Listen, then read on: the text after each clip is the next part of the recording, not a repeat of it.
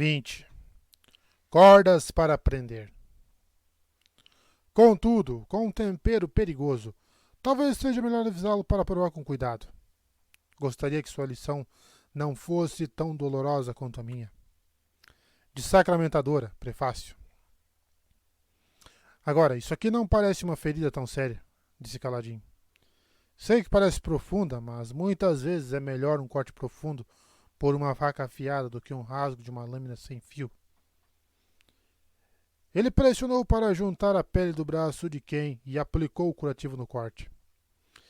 Sempre use um pano limpo fervido. Espenos de putrefação adoram pano sujo. Infecções são um verdadeiro perigo aqui.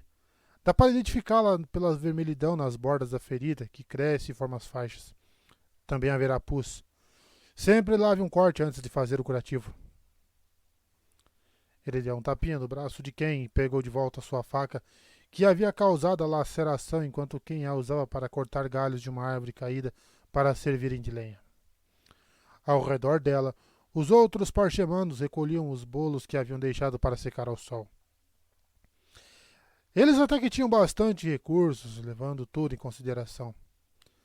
Vários parchemanos tiveram a presença de espírito de pegar baldes de metal durante o ataque, que haviam servido como panelas para ferver água, e os odres seriam muito úteis.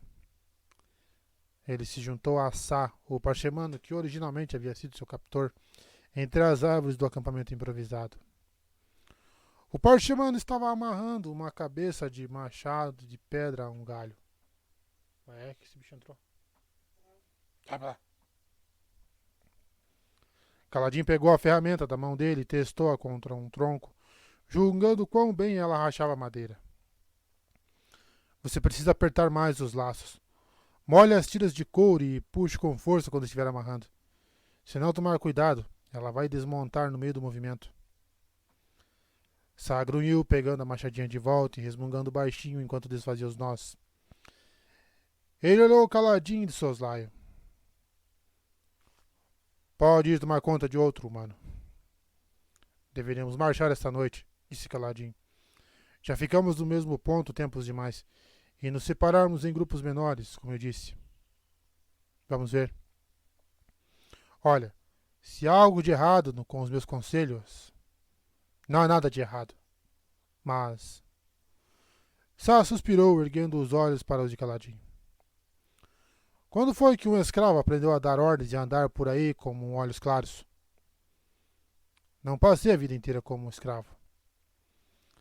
Eu detesto me sentir como uma criança, disse Sá, e recomeçou a amarrar a cabeça do machado, mais apertado dessa vez. Detesto ter que aprender coisas que eu já devia saber. Mais que tudo, detesto precisar da sua ajuda. Nós fugimos. Nós escapamos. E agora? Você aparece e começa a nos dizer o que fazer? Voltamos a seguir ordens de aletianos. Caladinho permaneceu em silêncio. Aquele espreno amarelo é a mesma coisa, murmurou Sá. Andem logo, não parem. Ela diz que estamos livres, então em seguida nos censura por não obedecermos rápido o bastante. Eles ficaram surpresos por Caladinho não poder ver o espreno. Também mencionaram os sons que ouviam, ritmos distantes, quase música. Liberdade é uma palavra estranha, Sá, sussurrou Caladinho, se acomodando. Nesses últimos meses, provavelmente fui mais livre do que em qualquer período de infância. Quer saber o que fiz com isso? Fiquei no mesmo lugar, servindo outro grão-senhor. Me pergunto se homens que usam cordas para prender são tolos, já que tradição, sociedade e costume já nos prendem de todo modo. Eu não tenho tradições, disse Sá, ou sociedade, mas ainda assim minha liberdade é como uma de uma folha. Só caio da árvore, eu só flutuo ao vento e finjo que estou no comando do meu destino.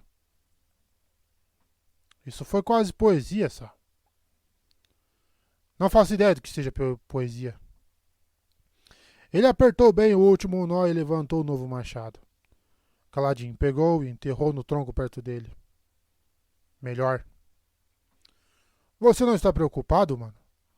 Nos ensinar a fazer bolos é uma coisa, nos dar armas é outra bem diferente. Uma machadinha é uma ferramenta, não uma arma. Talvez. Mas com esse mesmo método de amarração e de afiação que me ensinou, uma hora faria uma lança. Você age como se a luta fosse inevitável. Sarriu. Você acha que não é? Vocês têm uma escolha. Diz o homem com a marca na testa. Se eles fazem isso com um dos seus, que brutalidade aguarda um bando de parchemanos ladrões?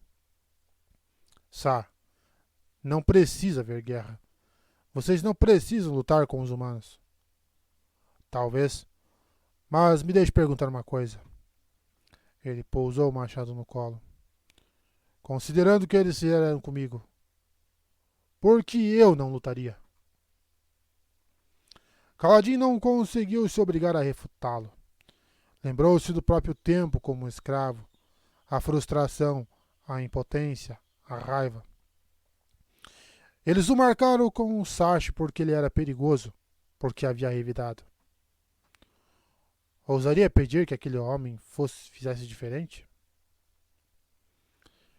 Eles vão nos querer nos escravizar novamente, continuou Sá, pegando o machado e golpeando o tronco perto dele, tentando remover a casca áspera como Kaladin havia instruído, para que pudessem coletar madeira para as fogueiras. Nós somos dinheiro perdido e um precedente perigoso. Sua raça vai gastar uma fortuna tentando descobrir o que mudou e nos fez recuperar a mente, e vão encontrar uma maneira de reverter isso. Vão roubar minha sanidade e me colocar para carregar água outra vez. Talvez possamos convencê-los a não fazer isso. Eu conheço bons homens entre os olhos claros aletianos, Sá. Se falarmos com eles, mostrarmos como vocês falam e pensam, que vocês são pessoas comuns, eles vão escutar. Vão concordar em dar a vocês sua liberdade. Foi assim que eles trataram seus primos da Planícies Quebradas quando os conheceram. Sá golpeou a madeira com a machadinha, lançando um pedaço no ar. E é por isso que devemos ser livres agora? Porque estamos agindo como você? Nós merecíamos a escravidão antes, quando éramos diferentes? Não tinha problema nos dominarem quando não podíamos revidar, mas agora não, porque podemos falar? Bem, quero dizer, é por isso que estou com raiva. Obrigado por tudo que nos está mostrando, mas não espere que eu fique feliz por precisar de você para isso. Só reforça a crença dentro de você, talvez até mesmo dentro de mim, que o meu povo é que tem direito de decidir sobre nossa liberdade. Sá se afastou pisando duro e depois que ele se foi, Sil apareceu do matagal e pousou no ombro de Kaladin, alerta, tomando cuidado como esperando de vazio, mas não imediatamente alarmada. Acho que sinto uma grande tormenta chegando, sussurrou ela. O quê? É mesmo? Ela confirmou. Ainda está distante. Um dia ou 3. Sil inclinou a cabeça. Acho que eu poderia ter feito isso antes, mas não precisava. Ou não sabia se queria. Você sempre tinha as listas. Kaladin respirou fundo. Como proteger aquelas pessoas da tormenta? Teria que encontrar abrigo? Teria que...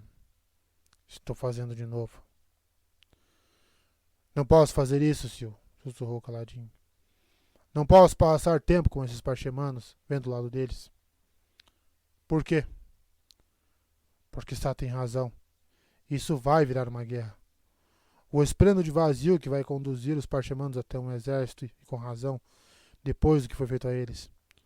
Nossa espécie vai ter que revidar ou será destruída.